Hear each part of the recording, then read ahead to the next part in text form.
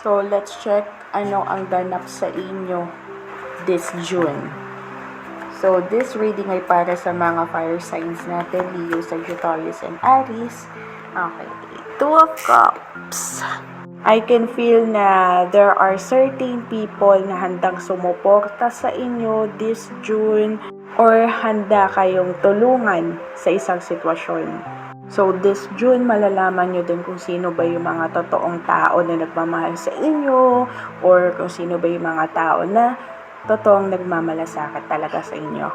So, para sa mga fire signs, this month mararamdaman ninyo yung feeling na hindi kayo nag-iisa.